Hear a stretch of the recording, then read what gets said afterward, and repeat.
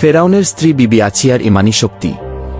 বিবি আছিয়া আদ ছিলেন ধরিত্রীর রমণীকুলের এক সম্মানিত নারী, যিনি তখনকার যুগের সবচেয়ে অত্যাচারী বাদশাহ আল্লাহর দুশমন ফেরাউনের স্ত্রী। রাজপ্রাসাদের সমস্ত আরাম, দাসদাসীদের সেবা এবং মুকুট বিশিষ্ট সাম্রাজ্যের পথ তাকে ইমানি আলো থেকে দূরে সরাতে পারেনি। ফেরাউনের সাম্রাজ্য ও ক্ষমতার অংশীদারিত্ব তার চরিত্রকে কলুষিত করেনি, বরং তিনি হকের উপর ছিলেন অটল। মুসা আদ এর আশ্রয়। যখন ফেরাউনের সৈন্যরা শিশু মুসাকে সাগর থেকে কুড়িয়ে আনল, বিবি আছিয়া আদ দেখলেন শিশুটির চেহারা নূরের জ্যোতিতে জ্বলজ্বল করছে। আল্লাহ কুরআনে তার কথা তুলে ধরেছেন। ফেরাউনের স্ত্রী বলল, এ শিশু আমার ও তোমার নয়নমণি, তাকে হত্যা করো না। এ আমাদের উপকারে আসতে পারে, অথবা আমরা তাকে পুত্র করে নিতে পারি কি। সূরা কাসাস 9।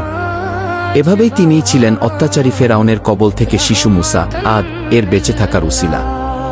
ইমানের চ্যালেঞ্জ ও ভয়ানক শাস্তি।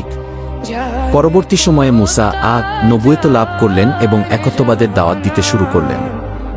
যখন ফেরাউন জানতে পারল যে তার স্ত্রী আছিয়া আগ গোপনে মুসা আগ এর উপর ঈমান এনেছেন, তখন সে রাগে আর ক্ষোভে কঠিন শাস্তির প্রতিজ্ঞা করল। সেই অহংকারী যে নিজেকে সেরা রব মনে করত, সে তার স্ত্রীকে হত্যা করতে উদ্যত হল।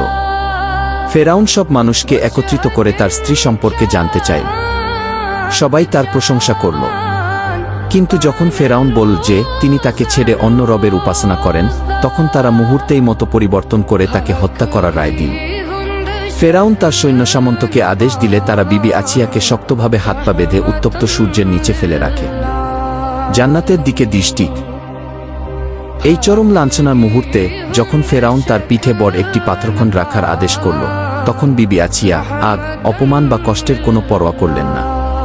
তিনি আকাশের দিকে চোখ তুলে তাকিয়ে আল্লাহকে উদ্দেশ্য করে মিনতি করলেন, হে আমার পালনকর্তা, আপনার কাছে জান্নাতে আমার জন্য একটি গৃহ নির্মাণ করুন, আর আমাকে ফেরাউন ও তার দুষ্কর্ম থেকে উদ্ধার করুন এবং আমাকে মুক্তি দিন জালেম সম্প্রদায় থেকে। কি সূরা তাহরিম 11। তার কামনা ছিল একটাই, প্রভুর সান্নিধ্য। আল্লাহ তাআলা তার দোয়া কবুল করলেন। ওরা তার পিঠে পাথর রাখার আগেই বিবি আছিয়া